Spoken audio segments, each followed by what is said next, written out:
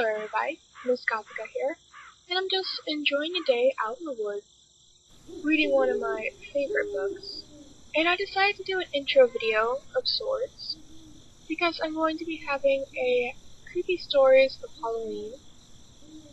Now, sadly I won't get these out by the time Halloween gets here, but I do hope to record 31 creepy stories for you guys. And if you would like to request a story, please comment below.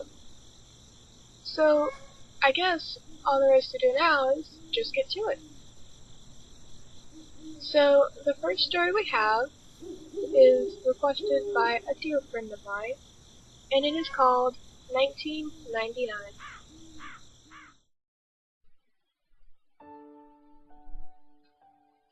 Just a disclaimer, this blog will be updated every once in a while, so check back if you want to see more.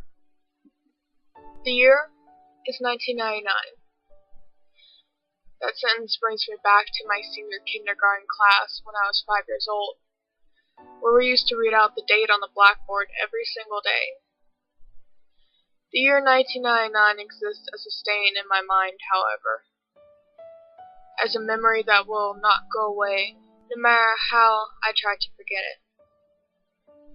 1999 marked the year I lost my first tooth, my first time on a plane, and unfortunately, the early loss of my childhood innocence. That one memory that refuses to be wiped. It all started with that new, or old, TV. At that time, Pokemon was the latest fad to hit the school. Pokemon cards, games, stickers, and the most popular, the TV show. So of course, every time I came home from school, I would stay glued to the TV until Pokemon came on at 5.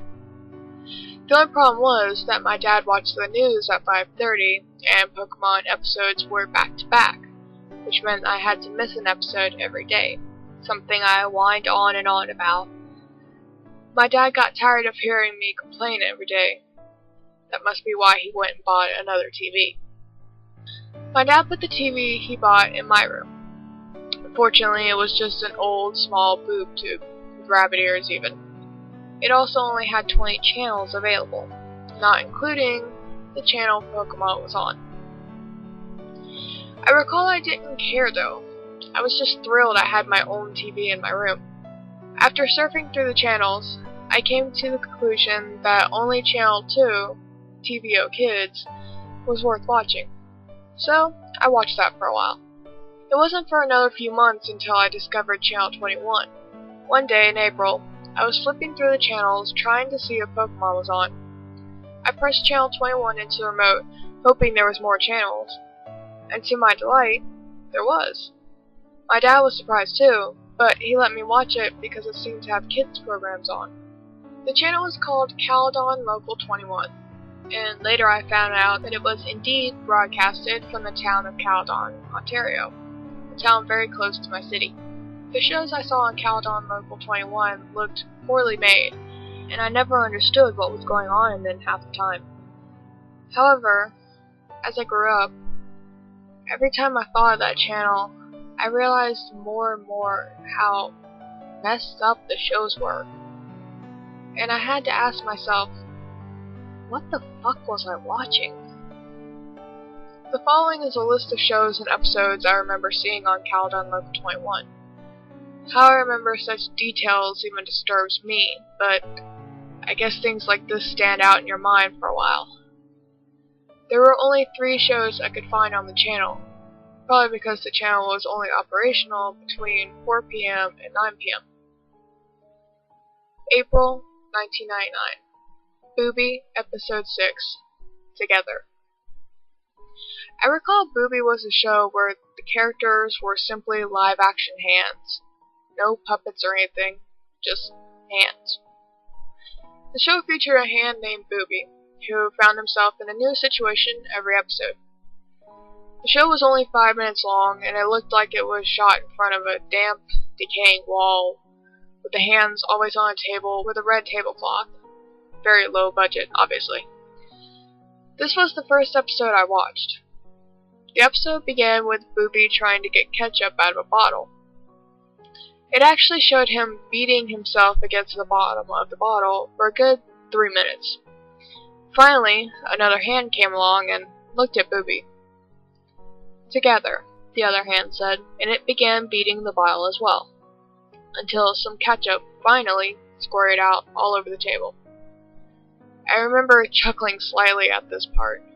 Booby then stared at the ketchup mess for a few seconds, before turning towards the camera as it slowly zoomed in on him. Mr. Bear's Cellar, Episode 12. Very sketchy name if you were to look at it nowadays. The show featured a guy wearing a bear mascot costume who would get a new visitor to his cellar every day. It was always a kid. The show was filmed with a camcorder, and not a very good one either. The police asked me a lot of questions about this show. This episode started with Mr. Bear sitting at a table playing checkers by himself.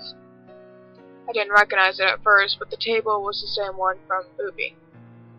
He sat there playing for a bit until there was a knock on the door. The camera was then looking up the stairs at the door when there was another knock. Mr. Bear climbed the stairs and opened the door to reveal two young children. One was a boy, about my age, the other was a girl who looked about 8. Mr. Bear danced in delight and then started talking to the kids. I couldn't hear any of them that well, I remember. Mr. Bear then led the kids into the cellar, which was quite dark, only lit by a small oil lamp on the table. I can't really remember that much more, except him singing a song which I couldn't hear too well either, probably because of that large bear mask. The episode ended with them playing hide and seek, with the kids hiding in the closet, and Mr. Bear counting. May 1999. Soup and Spoon. I don't think this was even a show. I think it was more of a special movie thing. All I know is I stopped watching Countdown Level 21 for a while because I thought the show was too stupid. Especially since Pokemon now came on at 4:30 and 5. I don't remember much of this, but it showed a can of soup and a spoon, both attached to strings, swinging back and forth as if someone was holding them and dangling them in front of the camera. Interestingly enough, the show was shot in a basement, which looked just like the one used in Mr. Bear's Cellar. Like I said, I can't remember much. The only thing I can remember clearly was the end. The entire thing was only half an hour, and just included stuff I found stupid, such as a spoon chasing the soup around trying to eat him. The ending showed a table, the one from Booby once again, and about 7 kids sitting around it, each with a bowl of soup in front of them. They were sitting and looking at the camera, but with confused, almost frightened faces. The cameraman then held the can of soup in front of the kids and said, "Spoon's ready." And then it just stopped.